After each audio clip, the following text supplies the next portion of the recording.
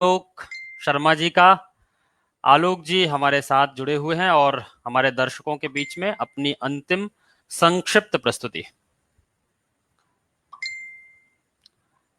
आलोक जी तक हाँ। मेरी आवाज जा रही है? मेरी आवाज जा रही है? हाँ हाँ, आ रही है, आपकी आवाज मुझ तक आ रही है।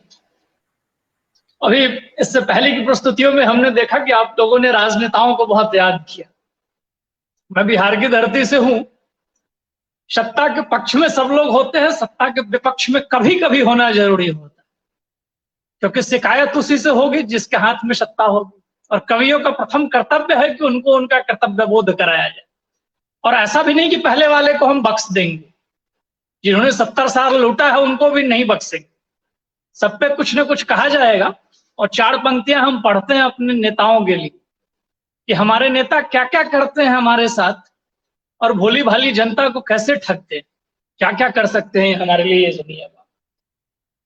कि जब जब आया चुनावी मौसम, नेताजी दिखे हैं गलियों में। अब देखिए, बिहार सरकार में भी चुनाव की तैयारी चल रही है।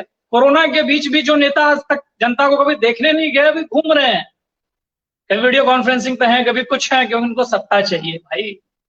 तो जब जब आया चुनावी मौसम, नेताओं में एक बार जो ये जाता मौसम, नेताजी नजर नहीं आते हैं।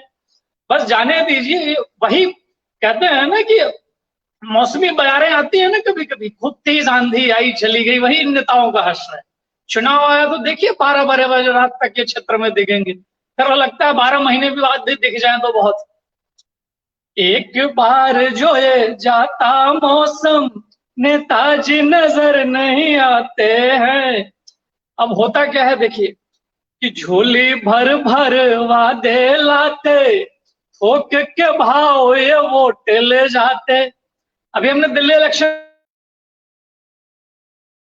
क्या क्या वादे थे उसमें भाई, फ्री हवाई फाई, फ्री बिजली, ये वो वोट ले भी गए। 70 में से एक बार 67 जीती, एक बार 63-64 जीती। अब कितने चाहिए भाई? सिमिलर आप देख सकते हैं, 15 लाख खाते में हमारे आने वाले थे, कहाँ गया पता नहीं। जीडीपी का हाल देखिए, जीडीपी कहाँ पहुंच चुकी है अभी। लेकिन किसी को कोई फर्क नहीं पड़ता है इससे। और जब चुनाव बीत जाता है तो सोचिए क्या होता है। वादों का तो जिक्र ही छोड़ो, वादों का तो जिक्र ही छोड़ो, चुनावी जुमले कहलाते हैं। राष्ट्रीय प्रवक्ता थे रविशंकर प्रसाद जी, हमारे सरकार के, भाजपा के। उन्होंने क्या कहा कि चुनाव में ये बातें तो चलती रहती है, ये तो एक जुमला था, कह दिया हमने। 15 लाख कहां से देंगे भाई? बात भी सही है भाई, 15 लाख कहां से देंगे? अभी तक तो सरकार की सारी संपत्तियां आप बेच चुके हैं, भेलसई के सेल तक। बैंक किसी को नहीं बख्शा आपने। रेलवे में भी हाथ लगा चुके हैं। 70 साल वाले भी कम नहीं थे, वो उन्होंने भी लुटाई है।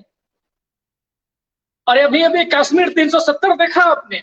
वहां बच्चों को हम प्रेरित करते हैं क्या करने के लिए, कि पत्थर फेंके, मुफ्ती हो गए, ये अलगाववादी और नेता हो गए। उनके बच्चे कहाँ हैं वो देखिएगा इस पंक्ति में, कि बेटे पढ़ते लंदन इनके, बेटी हांगकांग रहती है। बेटे पढ़ते लंदन इनके, बेटी हांगकांग रहती है। पेट पकड़ के जनता रोती, पेट पकड़ के जनता रोती, नेताजी की राहें तकती है। जनता का हाल वही रहता है। उनको आज भी भोजन नहीं मिलता है, युवाओं को नौकरी की तलाश है, सरकारें आती जाती रहती हैं, लेकिन समस्याएं वहीं की वहीं गड़ी रहती। नेता के लिए क्या है? माँ और मौसी का घर। किसी के लिए बीजेपी माँ है और मौसी के घर कांग्रेस जब मर्जी तब चला आता है। सिमिलर किसी के लिए कांग्रेस वाली का घर माँ का घर है, और जो बीजेपी के घर में कभी मौसी के यहाँ जा रहने चले जाते। इनका कोई धर्म नहीं है। पिता के घर से मामा के घर, माँ के घर से मौसी के घर घूमते रहते हैं। भविष्य किसका बदलता है ये भी सुन लीजिएगा। इस देश में कॉर्पोरेट का भविष्य ही बदलता है। ये बात अलग है कि अलग अलग लोगों के चेहरे अलग अलग होते हैं। किसी के बिरला रहे होंगे, किसी का अडानी है। कि अंबानी अडानी का भविष्य बदलता, जनता भूखे मरती है। अंडानी अबानी का भविष्य बदलता, जनता भूखे मरती है। नेता रहते विदेशों में हरदम, नेता रहते विदेशों में हरदम, किसान तो भूखे मरते हैं। अब ये जो नेताजी हैं वो विदेश में रहते हैं, रंगरलियां मनाते रहते हैं। अभी अब कांग्रेस के दो नेताओं को आप तो जानते ही होंगे। एक है हमारे दिग्गी राजा, इनके इष्ट की कोई उम्र ही नहीं थी, और दूसरे कौन है, शशि थरूर साहब। हमेशा आप इनको देख सकते हैं, इनकी तस्वीरें वायरल होती रहती हैं। इन्हीं के लिए एक लाइन लिखी थी मैंने कभी कि ख्वाहिशे इश्क पे ताजुब है मुझे, कैसे हर रोज नए ख्वाब पालता है।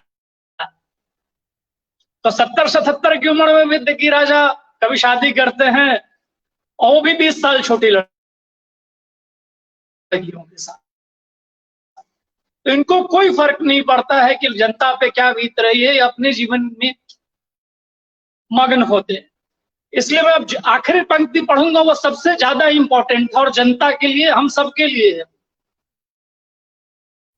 हम सबका कर्तव्य है ये कि देश के लिए और देश के विकास के लिए वोट करें। पार्टी कोई भी हो मायने नहीं रखती है, कैंडिडेट बेहतर होना चाहिए।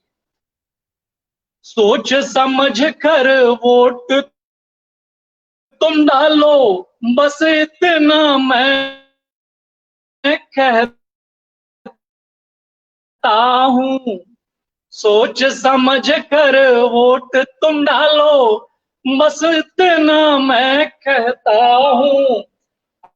लुटता देश बचा लो, लुटता देश बचा लो यारो, ये भी है।